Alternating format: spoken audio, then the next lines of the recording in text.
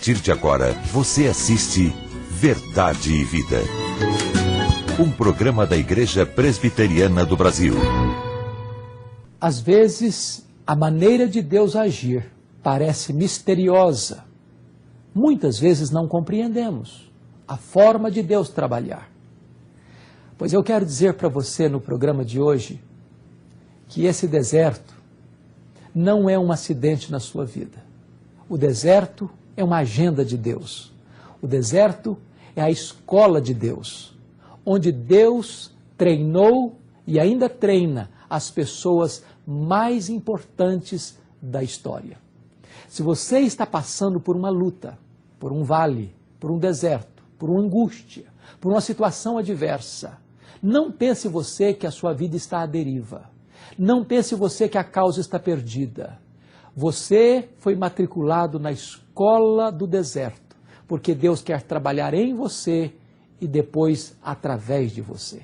O programa de hoje vai tratar deste tema e certamente Deus tem uma palavra para o seu coração, para a sua família e para os seus amigos.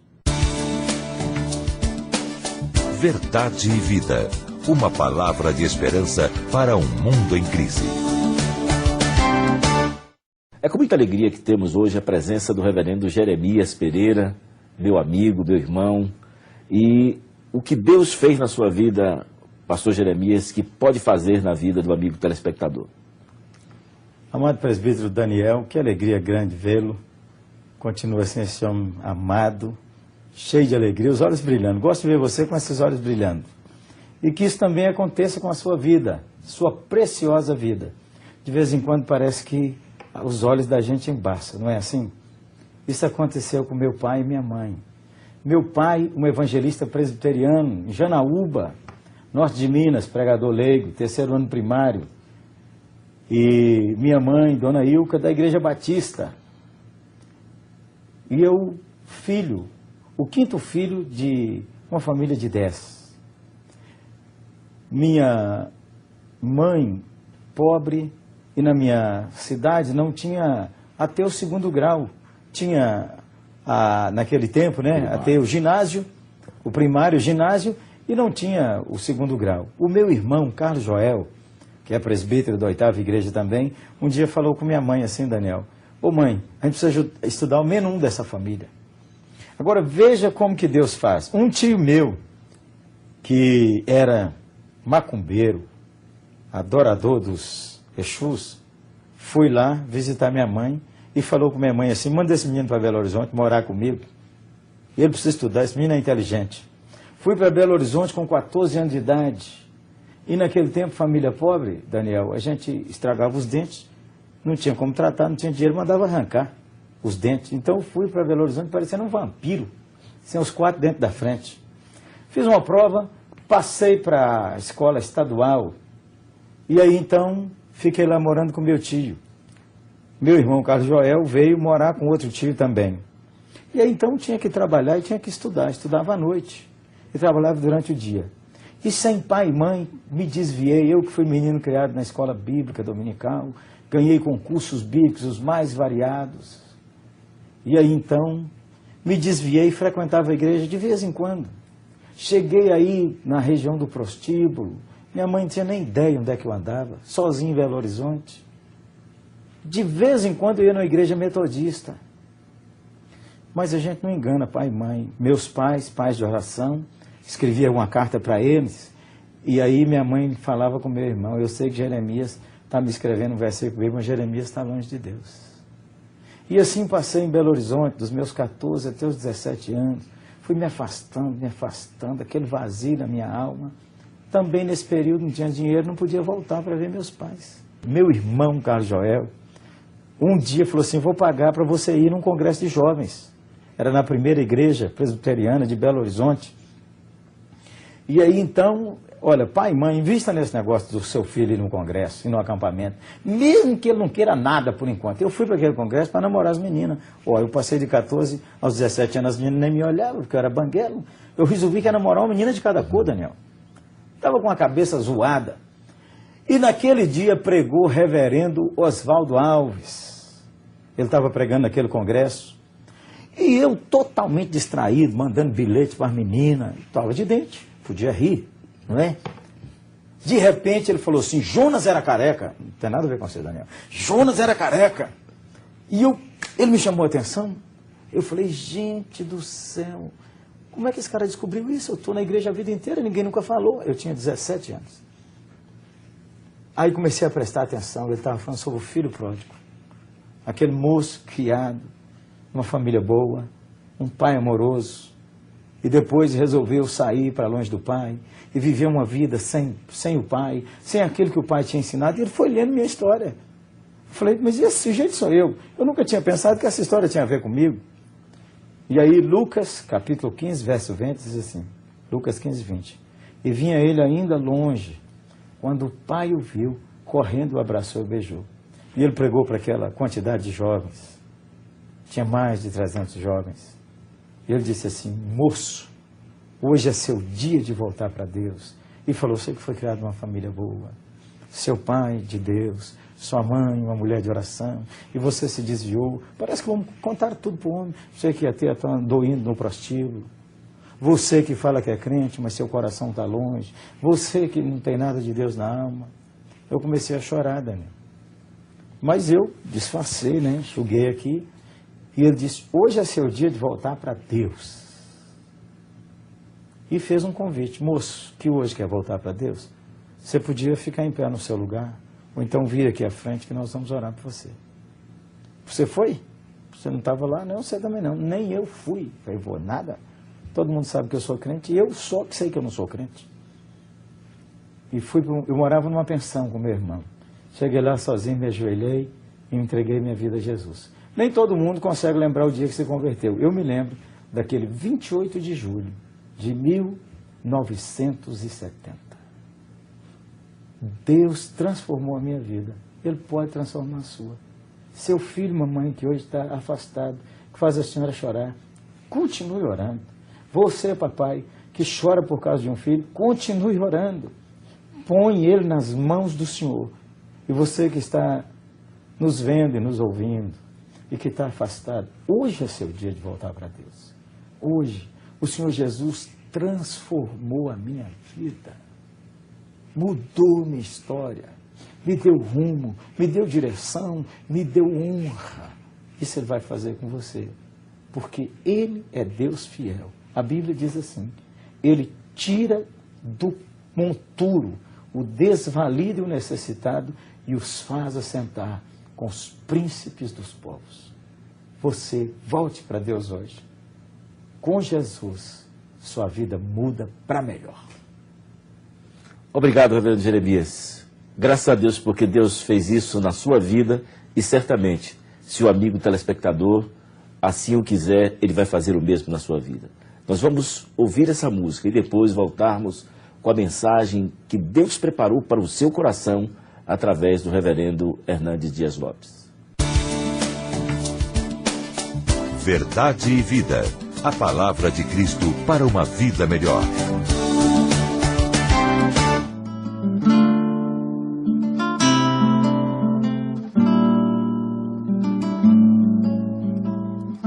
Quem tem todos os nomes e ao mesmo tempo nome algum, quem tudo põe limites e cujo limite é nenhum, quem vai além da oposição entre o que tem e não tem fim, que sai em direção a tudo e permanece em seu jardim, acima de todo saber,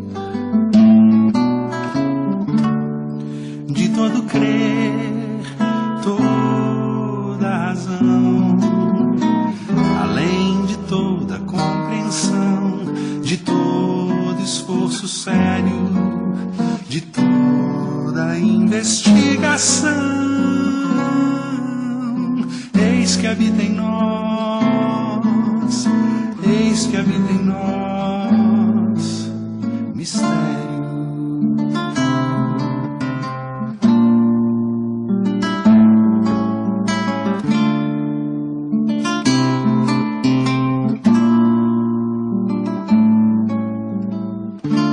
tentar saber seu nome é navegar na imensidão, no mar que está dentro de si, é mergulhar no coração e ao mesmo tempo se deixar sair além do próprio eu, render-se por inteiro àquele que a alma insiste em chamar Deus. Eu quero conversar com você hoje sobre um tema extremamente oportuno, necessário e útil para a sua vida.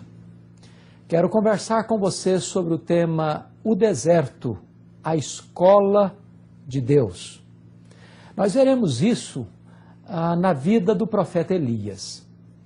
No primeiro livro dos Reis, capítulo 17, nós encontramos Elias sendo levantado por Deus num tempo de crise agônica, aguda, endêmica e sistêmica em sua nação. Uma crise sem precedentes, uma crise moral, uma crise econômica, uma crise política e uma crise espiritual. Reinava naquela época o ímpio rei Acabe, o pior rei da história de Israel, casado com uma das mulheres mais terríveis da história da humanidade. A mulher era feiticeira, assassina e controladora. Esta mulher matou os profetas de Deus em Israel e impôs à força o culto a Baal, uma divindade pagã, levando a nação inteira ao caos e ao colapso. Foi nesse tempo de angústia e desespero que Deus levantou um homem de uma família desconhecida, de uma cidade desconhecida, sem formação nas grandes escolas proféticas, nem vinha ele de uma família sacerdotal, nem mesmo de uma família rica ou conhecida, mas Deus o levantou como profeta naquela nação para fazer diferença na história daquele país. É importante ressaltar que Elias chega para o rei Acabe e disse: tão certo como vive o Senhor, em cuja presença eu estou, não haverá chuva nem orvalho em Israel, segundo a minha palavra. Digno de nota é o fato de que ele tem garantia, certeza de que a chuva não virá. E por que tamanha certeza? O texto de 1 Reis 17 não dá a resposta, mas lemos em Tiago 5,17 que ele orou para não chover e não choveu. E a verdade a destacar é esta: só pode se levantar diante dos homens quem primeiro se prostra diante de Deus. Só prevalece em público diante dos homens quem primeiro se prostra diante de Deus. Só pôde Elias levantar-se diante do rei, porque primeiro se curvou diante do rei dos reis. Não há poder na pregação sem vitória na oração. O que me impressiona no texto é que logo depois que Elias aparece no palácio, debaixo dos holofotes, sob as luzes da ribalta, pregando para o próprio rei, no palácio do rei, Deus aparece para ele e diz: agora Elias, vai, esconde-te junto à torrente de Querite, fronteira ao Jordão. Beberás da torrente e ordenarei aos corvos que ali mesmo te sustentem. Me impressiona isto, porque Deus tira o Elias do palco, do palácio e o encaminha para o deserto. Você e eu não gostamos do deserto. O deserto não nos promove. O deserto nos humilha. O deserto nos põe no nosso devido lugar. Mas por que o deserto? Porque o deserto é a escola de Deus. O deserto é a escola superior do Espírito Santo, onde Deus treina os seus mais importantes líderes. O deserto existe para desmamar você das glórias do mundo. O deserto é onde Deus depura você. O deserto é o cadinho de Deus, onde Deus queima as escórias da sua vida e transforma você numa pessoa mais útil, mais forte e mais preparada para as grandes obras de Deus na sua vida e através da sua vida. No deserto, Deus trabalha em você antes de trabalhar através de você. Isto porque vida precede ministério. Deus está mais interessado em quem você é do que no que você faz. No deserto, você precisa aprender a depender do provedor, mais do que da provisão. Você precisa entender que Deus é a fonte da sua vida, Deus é a fonte do seu sustento. Nesse momento, ou Deus sustenta você, ou você perece. Note uma coisa, o deserto não é um acidente, o deserto é uma agenda de Deus na sua vida. Talvez você esteja passando por um deserto, um momento de crise, de problemas e lutas na sua vida, no seu casamento, na sua família, talvez um problema de saúde, talvez um problema financeiro, talvez uma crise existencial que se abateu, talvez angústias que encurralaram a sua alma, que entrincheiraram o seu coração, e você está no meio desse deserto. Eu quero lhe dizer, entretanto, que é Deus quem agenda o deserto na sua vida.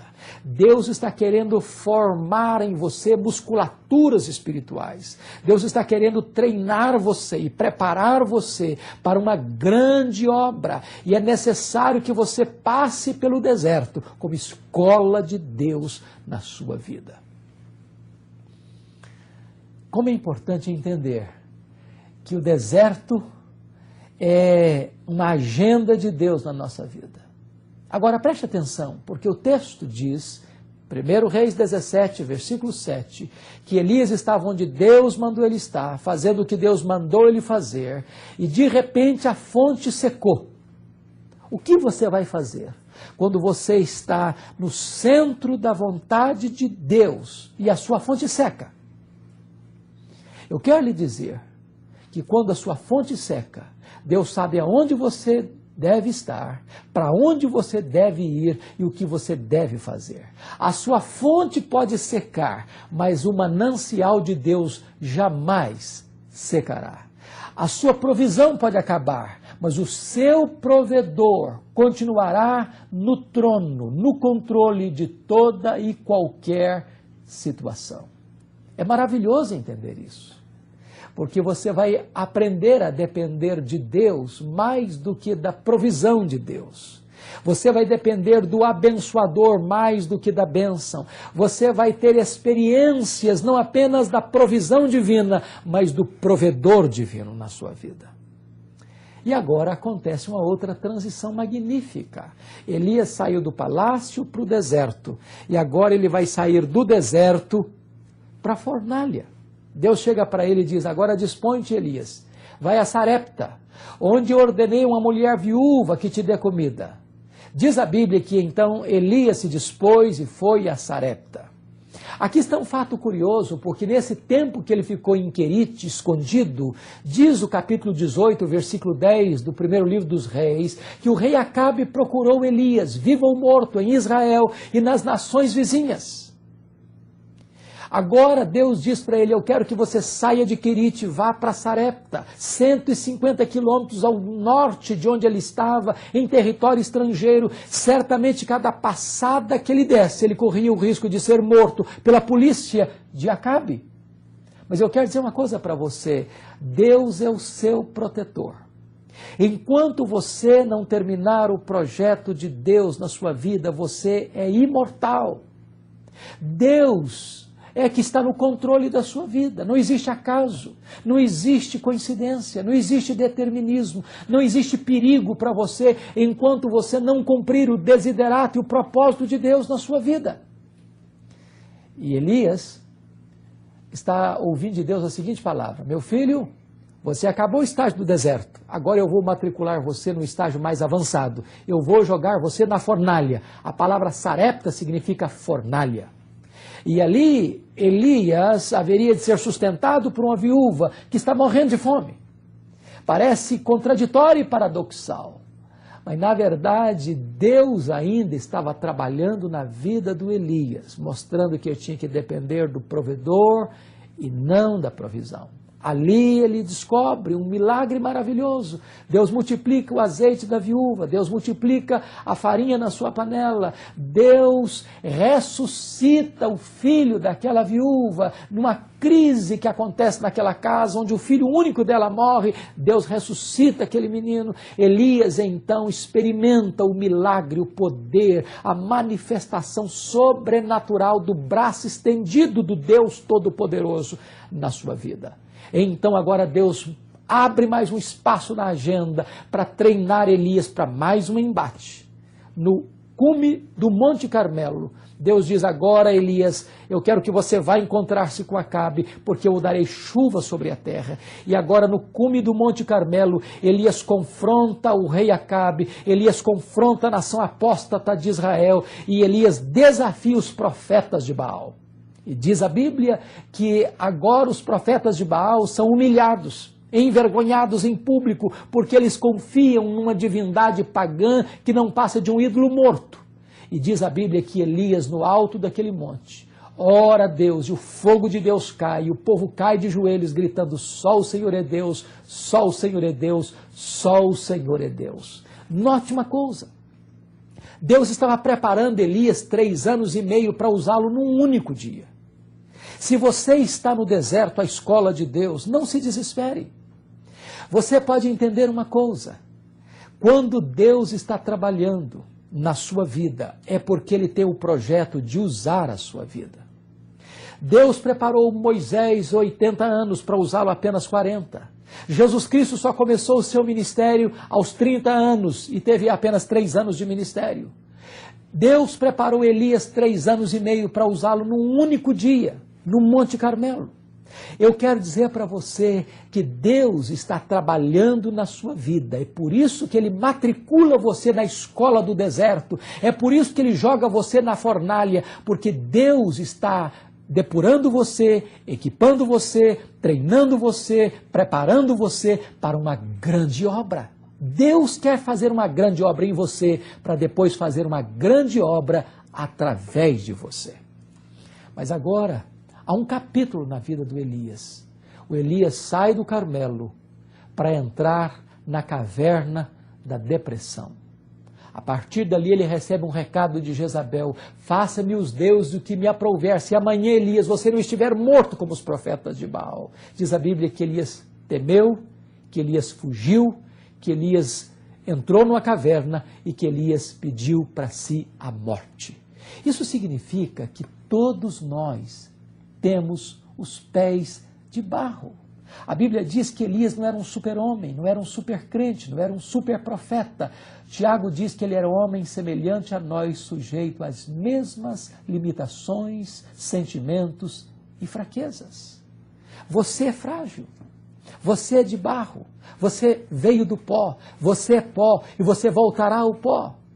A força que há em nós não é intrínseca. A força não vem de dentro. É por isso que a psicologia da autoajuda está equivocada. Não é você um gigante. Não é você alguém que fala e decreta e as coisas acontecem. Não. Nós somos frágeis, nós somos vulneráveis, nós somos vasos de barro. Mas a excelência do poder não está em nós, está em Deus. A força não vem de dentro, vem de cima, vem do alto, vem de Deus. Foi por isso que Deus restaurou Elias, tirando do poço da depressão, tirando-o da caverna da depressão, levantando este homem, recompondo este homem, restaurando este homem e levando este homem para casa, para o lar celestial. A vida de Elias termina de uma forma linda, porque a Bíblia diz que ele tinha ainda ministério. Seu ministério não estava acabado, não estava arruinado por causa do seu medo, da sua depressão. Mas Deus levantou este homem para ungir um profeta no seu lugar, para ungir um rei em Israel, para ungir um rei na Síria. E quando esse homem cumpriu o seu ministério, diz a Bíblia que ele foi levado para o céu de uma maneira espetacular.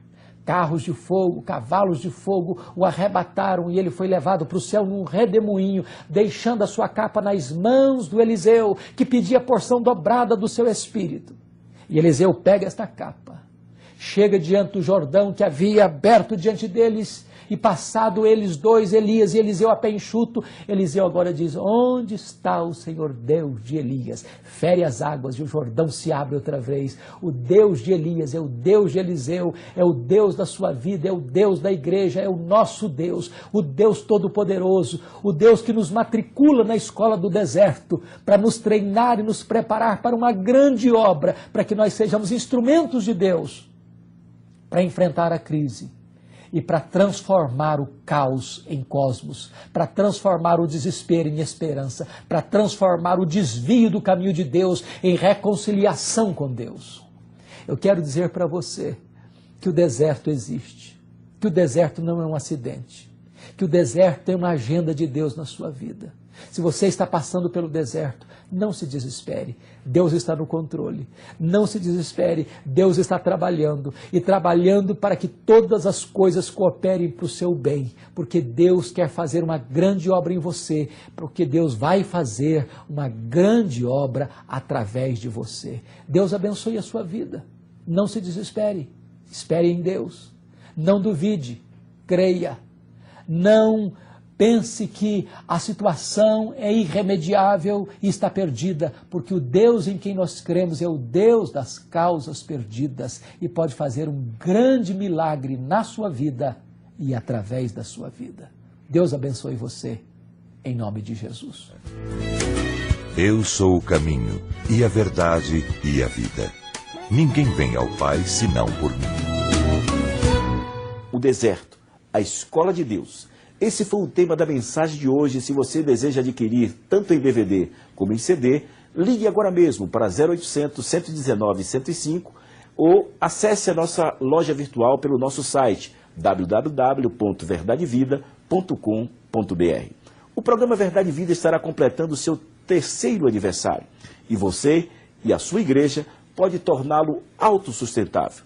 Ouça o recado do reverendo Jeremias Pereira, da nossa CNE. Sabemos que o dízimo pertence ao Senhor, certo? Então,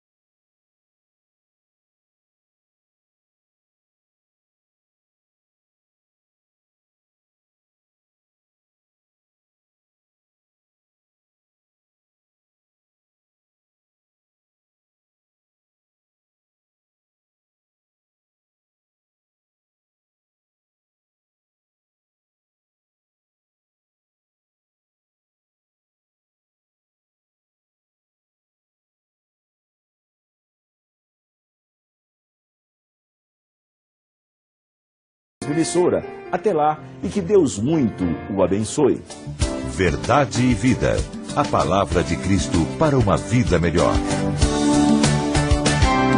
Adquira hoje o DVD Verdade e Vida, volume 4. 4 mensagens que tratam de problemas urgentes para a nossa sociedade.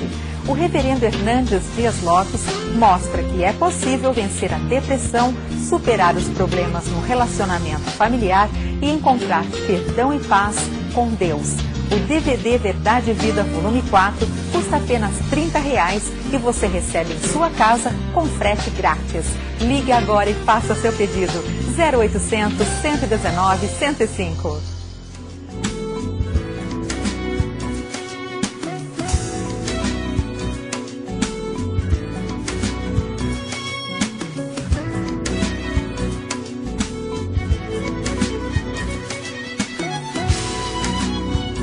Verdade e Vida. Um programa da Igreja Presbiteriana do Brasil.